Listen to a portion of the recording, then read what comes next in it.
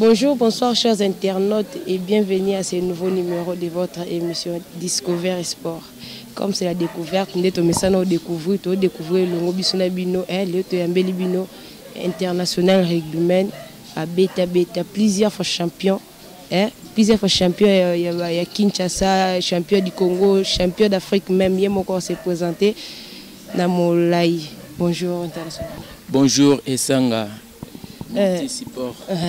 International n'habite au Congo s'est présenté na Balandia Discover Sport Bazolandayo na Mobimba Kombo.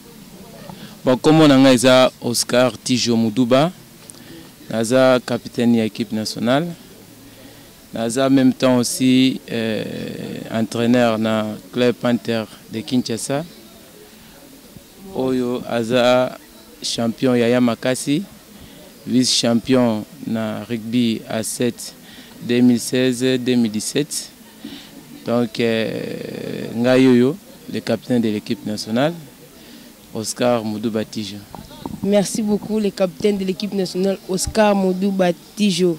Plusieurs fois champion, tu beti l'un des Discover Sport Bayoki, plusieurs fois champion. Est-ce que tu as connu aux moins de détails pour te regarder plusieurs fois champion dans le club, l'équipe nationale, parce que déjà qu'il y a capitaine de l'équipe nationale. Tous au moins précision à champion. Bon, il y a des bosso, naza champion de Kinshasa, naza champion du Congo, naza champion d'Afrique, naza champion na niveau nyonso ya ba compétition oyo RDC Kendaro se présentaka.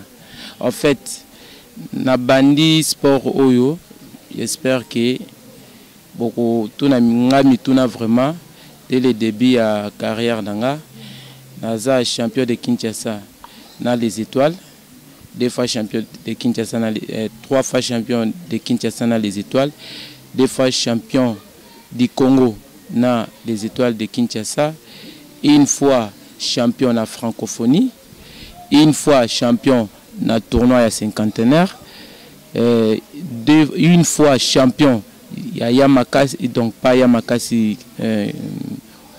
Setakin, tout ça là qui Setakin à un moment donné na quand le Fongola nazalaka champion, une fois champion na compétition il y a société Nabiso à Messi à Darling, donc j'étais encore champion et champion avec cette équipe des étoiles 2014, 2015, 2017. On a battu titre Nabiso qui champion du Congo et de Kinshasa. 2015 champion du Congo avec club Nabiso il y a Lubumbashi. 2016 champion du Congo avec un club où il y a Bas-Congo. Tout ça quand même ils ont titre belé on a zozo. Et puis naza champion d'Afrique en 2015, naza champion d'Afrique en 2018, naza donc nazalaki tokolo wandeni nazalaki préqualifié na champion donc na Jeux Olympiques 2016, les Jeux Olympiques où il fallait que Betamana Rio de Janeiro, malgré tout qui chance ya ko kende Rio de Janeiro parce que to kutana na ba équipe moko ezalaki ba équipe moko makasi. Après retour na biso ndé toyaki kobima deuxième na champion na 2018 avec les étoiles Nabimaki, vice-champion de Kinshasa. C'est ça un peu. Merci beaucoup, coach. Merci beaucoup. Nous on a des titres parce que les coach, les joueurs. Mais quand un peu pour éclaircir, tu peux la coach, joueur, capitaine, tu peux la rugby, tu peux un peu louche. Mais quand un peu d'abord pour éclaircir, l'Andia Discover Sport, est-ce que rugby, coach, joueur, capitaine, est-ce que coach en même temps joueur, et ça s'est fait? Oui, effectivement, ils ont le cas parce que ils ont sport moko et jouer plusieurs postes. Plusieurs postes, pourquoi? Parce que ils ont sport moko, ils ont sport intellectuel. vous savez, moto a pratiqué le sport, il y a rugby. Ceux qui potali bien, ce sont des gens au bazar appelé c'est pas cadre à niveau universitaire, à niveau il y a la société, il y a l'entreprise. Ce sont des gens vraiment au bazar penza la maîtrise à makambo belé. Parce que vous verrez des fois tokena Nairobi, tokena Kigali, on a vu des détenus à joueurs, secrétaires. Voilà, à niveau international, secrétaire à joueur. Après compétition, ça des rapports là bango et puis zoni local là joueur. C'est quelque chose où un d'abord sport et ça les camboya sentiment parce que non au cause à la même temps joueur en même temps administration t mais tout le monde a rappelé tout sousou ça la kamisala. Après qu'on travaille dans le bureau, comme on a yé moutouana, tant qu'on aussi c'est musala et qu'on s'en asani. À ça là bas marche, qu'on tambola. En fait, à ça là bas exercice. Il y a un rugby, rugbyman raisonnant, non. Effectivement, au cause à la secrétaire, mais aux années plus jeunes, je préparer aux à la donc aux secrétaire, mais ça qui secrétaire ou peut-être cause à la métier après rugby, après sport, après cause à la co-exercer mouvement dans le terrain.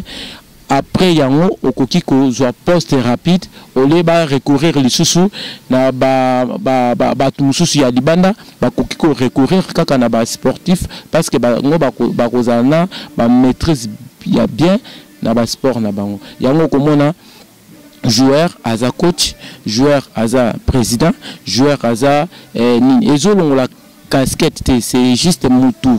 Et ça, sentiment, ça nous tout. Et qu'on sait au travail, des fois, tout le monde a battu des choses dans la poto parce que battu belé, tout ça en RDC, tout ça en Afrique. Je vous jure, dans la poto, vous verrez des gens qui ont des jobs.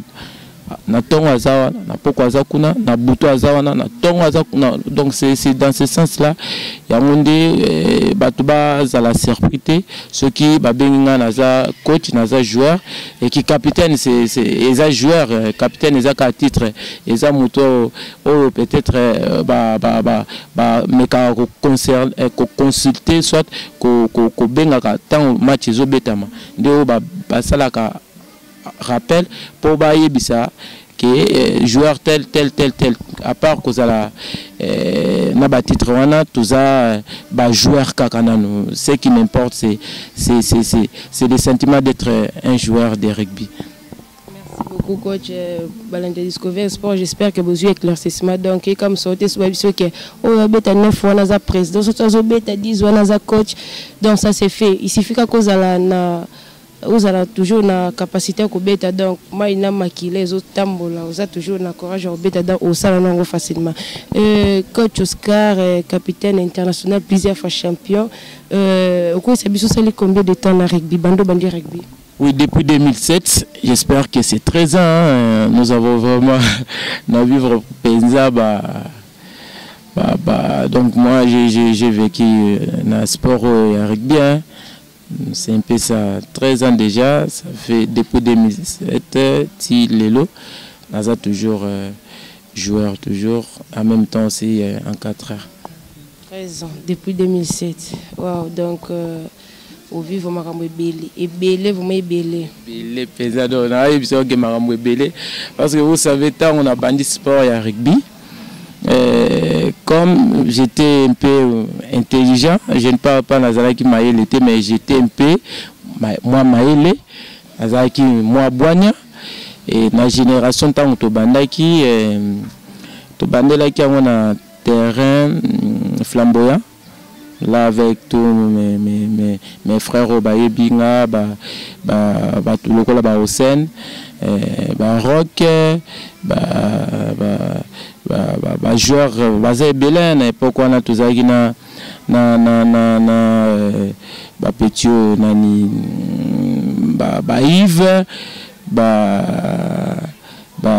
Pelé joueur oyo to banaki na bango penza na rugby na époque wana tous avec un peu belé tous avec trop jeune tu t'imagines j'avais encore 16 ans 16 ans sur Beti, calculez-le, mais au moins, j'ai été quand même qui souple en matière. Quand on nous expliquait, je prenais tout ça avec tous les cœurs, avec M. Franck, il y a qui initiateur, il y a les étoiles de Kinshasa à l'époque, parce que il y a Zalaki comme Moutabanag qui a initié, il y a encadré les jeunes, il y a Zalaki jeune, mais il y a initié encadré les jeunes, et j'ai joué des rôles. Parce que moi aussi, quand j'étais judoka, je faisais aussi partir, il y a éducateur. Vous comprenez, j'étais encore gosse, qui titre qui capitaine. En même temps, il faut entraînement, et après ça m'est compliqué, mais à partir de matière, comme la maîtrise, il y a toujours la chance, il y a encadrer les jeunes. La qualité, donc à partir de 2007, rugby, on était vraiment nombreux. Et il y a eu aussi d'autres gens qui s'est rajouté. À partir de 2007, on a bandi carrière dans le rugby. Après, on a passé dans l'étape, il y a beta dans le terrain. On a kanisi que Boroto na mituna comment est-ce que lelo na commis capitaine, lelo comment est-ce que ceci c'est là. Les Kamwa qui capitaine et bandaki déjà dans club il y a les étoiles. Dans le lobby dans té yo okobana ko entraîner mais en même temps aux capitaine. Et nous avons commencé par là avec M. Franck, Tobandi ko entraîner, Tobandi ko pesa entraînement. Après un moment donné, M. Franck a eu ko céder parce que a mi pesa kina makambo ya ligue pour basa la ligue. Ligue babengaki poule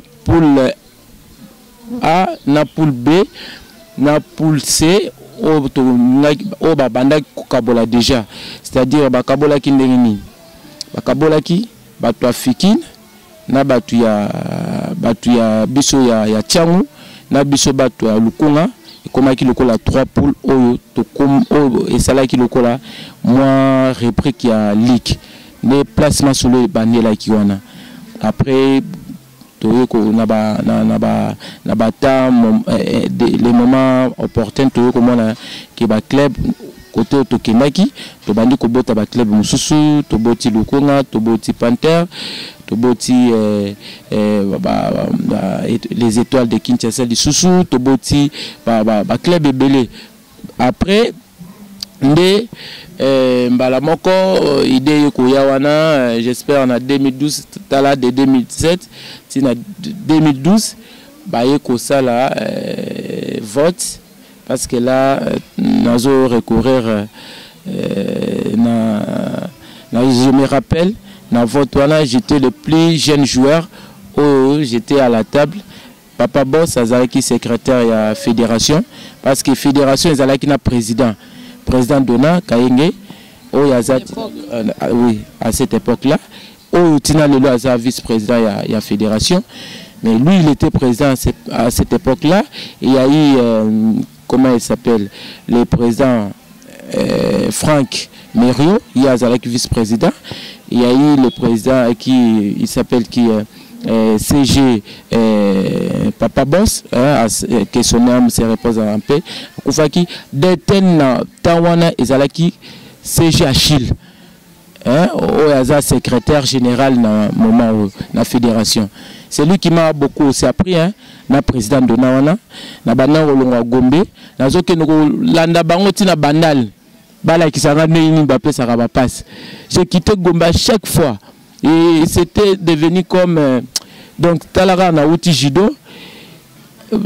Football, judo, après je me retrouve dans le rugby et plein de monde babana ou bananga yo ndengeni ni olongwe na ba sport yo penza ya vie na yo OK donc komi coach na rugby.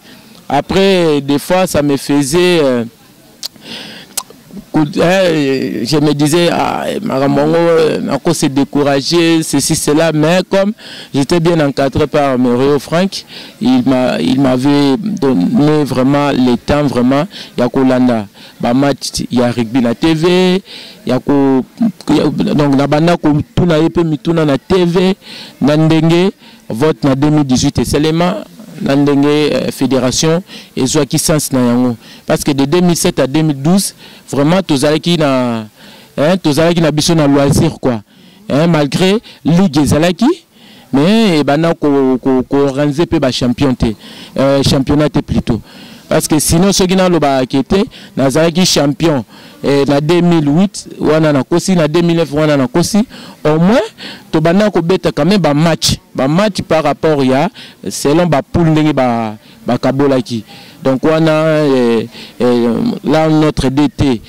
Teddy Swaka que je salue il était encore joueur et je lui ai trouvé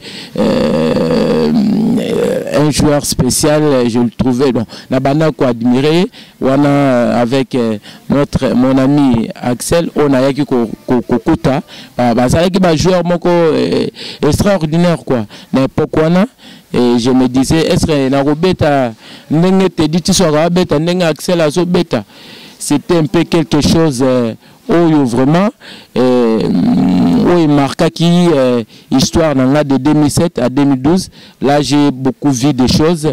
Président Dona il a organisé des choses, vice-président Franck Mério il a organisé aussi des choses, chacun n'a quoi quand même babana ko ça l'effort que rugby a quand même na top mais tant l'élection y ko salima na 2012 j'étais à la table tant que voté président Herman vice-président Ayoko Bima Dona Kaenge, troisième vice-président Ezalaki Mério Franck, il y avait un quatrième vice-président Ezalaki Wana, j'ai oublié son nom, et après na ligue Ezalaki na Papa Simba vice-président, quatrième vice-président actuel na comité Oyo Yasika Oyo.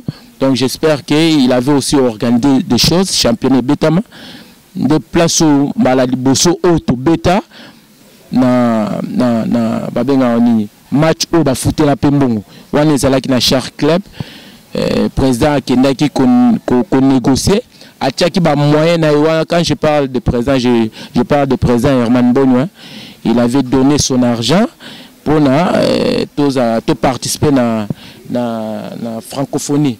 Vous savez, la francophonie, de Makambo Bongaki, de place au président Herman Bono, réunir qui moyen à Bango, pour to bêta la toute première fois, tournoi quand même, Oyo, et Zala qui vraiment tournoi, moi, Zala une valeur. Donc, des places au bâtiment, c'est qui peut découvrir ce que le rugby peut non existera quand même dans Kinshasa. Là, je parle bien de Kinshasa.